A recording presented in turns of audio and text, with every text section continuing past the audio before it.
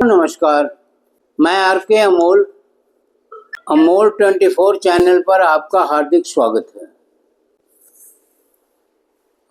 आज एक चीज बहुत वायरल हो रही है मीडिया में और चारों तरफ ट्यूब पर भी कि सुप्रीम कोर्ट के किसी रिटायर्ड जज का रिटायरमेंट के बाद जो उनका स्वागत किया जाता है या अवकाश प्राप्ति के बाद जो उनके प्रति संवेदनाएं व्यक्त की जाती हैं या उनको फेयरवेल पार्टी दी जाती है जिसके माध्यम से संवेदना उनकी अच्छाइयों के बारे में बताया जाता है, वो नहीं हो पाई।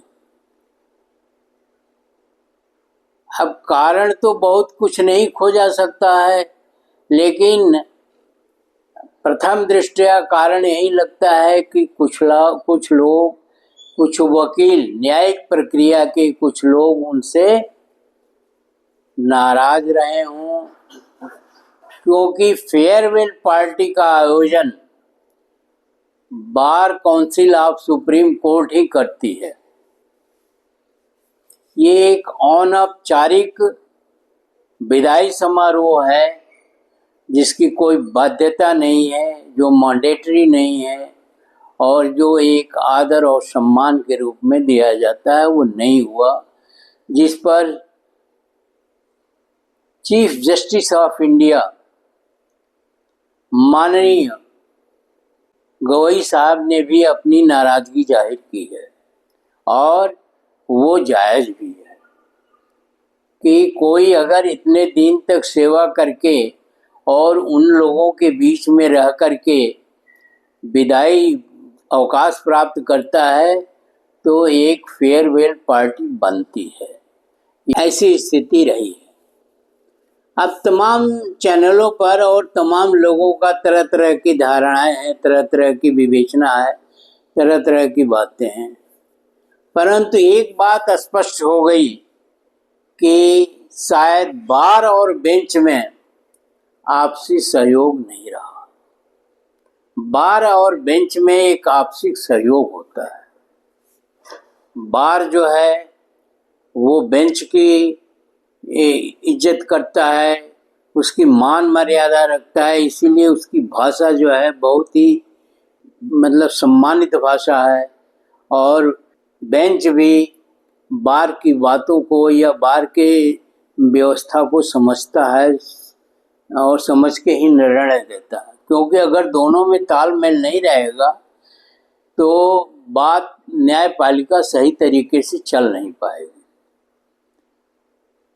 बार अपनी बात बताता है या जनता की बात बताता है बेंच को, बेंच उसको सुनता है, परिस्थितियों के साथ बताता है, बेंच उसको सुनता है और अपना निर्णय सुनाता है।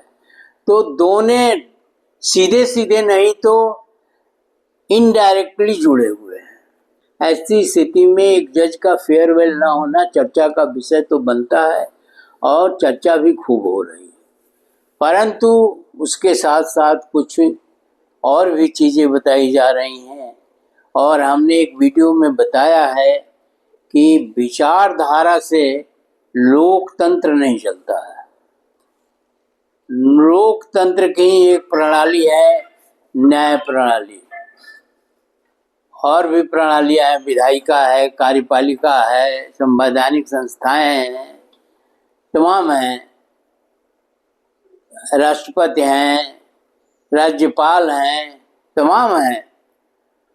तो विचारधारा से लोकतंत्र नहीं चलता, लोकतंत्र व्यवस्था से चलता है। विचारधारा पार्टी की हो सकती है और पार्टियां भी केवल विचारधारा से नहीं चलती हैं, उसमें भी व्यवस्था देना पड़ता है तब चलती हैं। विचारधारा से तो केवल हिटलरशाही तानाशाही चल सकती है। तानाशाह अपने विचारधारा से चलता है, उसके अंदर कोई संवेदना नहीं, कोई व्यवस्था नहीं, कोई चीज नहीं। वो व्यवस्था और विचारधारा दोनों जो है एक में समाहित हो जाती हैं, फिर तानाशाही और हिटलरशाही का जन्म होता है। तो व्यवस्था से चलती है तो कुछ बेंच का भी कहना है, कुछ बार का भी कहना है।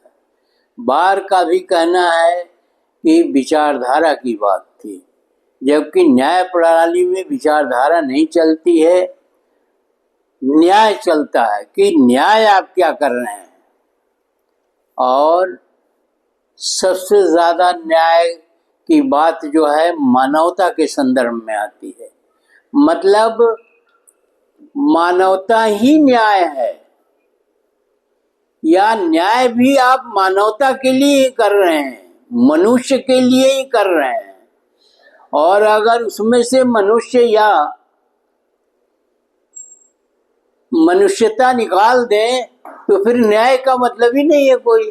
तमाम तरह के आरोप भी लग रहे हैं। तो इस तरह की चीजें को मतलब समझना चाहिए, जानना चाहिए। जो न्याय के उच्च पदों पर बैठे हुए हैं, जो संवैधानिक पदों पर उच्च पदों पर बैठे हुए हैं, जो विधायिका के उच्च पदों पर बैठे हुए हैं, वो विचारधारा से अगर चलाना चाहते हैं तो नहीं चल पाएगा।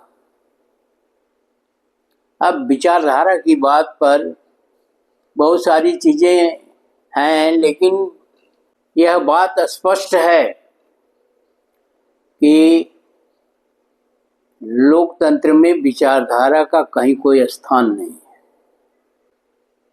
व्यवस्था का स्थान है कि व्यवस्था सुचारू रूप से चलनी चाहिए। और वो जनहित में आप काम कर रहे हैं, जनता के लिए काम कर रहे हैं। तो जज महोदय के कार्यों की हम समीक्षा करने तो नहीं बैठे हैं, या उन्होंने क्या किया क्या नहीं किया और उनका दृष्टिकोण क्या था। लोगों का कहना है वो एक विचारधारा से संबंध रखती थी, लेकिन फिर भी फेयरवेल होना चाहिए था। यह एक समय की डिमांड थी, समय की मांग थी और परंपरा भी।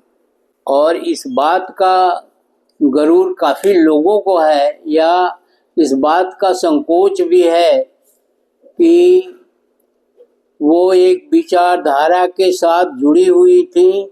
तरह तरह के आरोप लग रहे हैं, लेकिन उन आरोपों को लास्ट में दरकिनार कर दिया जाना चाहिए और उसको डाइल्यूट करते हुए परंपरा का निर्वहन किया जाना चाहिए था। वीडियो को पढ़िएगा ध्यान से और समझिएगा। मुझे भी कमेंट बॉक्स में बताइएगा।